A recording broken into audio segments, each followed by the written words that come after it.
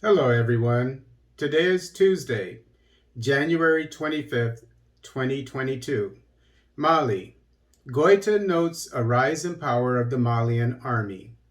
This article is taken from La Nouvelle Tribune. The Malian army is doing quite well and is increasingly effective in the face of the various security challenges that exist in the country. This is at least one of the things to remember following the speech delivered by the president of the Malian transition on the occasion of the celebration of the Army Day. President Assimi Goita particularly welcomed the prompt reaction of elements of his army to the terrorist groups raging in the region.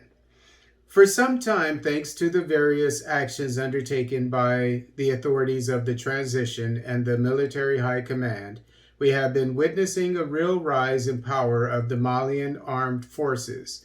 The heavy losses inflicted on terrorist groups in recent weeks bear witness to this, rejoiced the current strongman of Bamako. These convincing results not only reinvigorate the troops, but maintain cohesion, confidence, and determination within them in their march towards the final victory over terrorism and violent extremism, continued the president of the Malian transition. It was also the means for the Malian head of state to announce certain measures with view to strengthening the capacities of the Malian armed forces.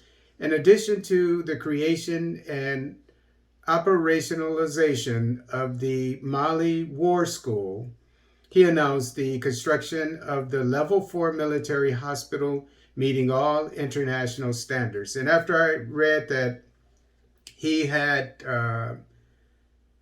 created a war school in his country, I had to go and look him up. And not to my surprise, he was trained by the U.S. military.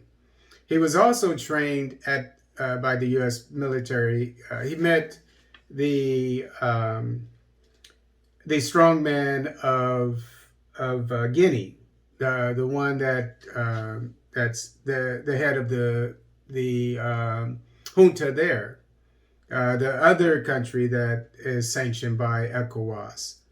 And so they knew each other when they were doing some training by the West. It was either by European forces or by the United States. I think it was by the United States. Somewhere in the Sahel, I believe. It was probably anti-terrorism training. So they coincidentally know each other. So I was not surprised to see with these higher standards in the Malian military that he was trained by the United States, because these names sound familiar to me.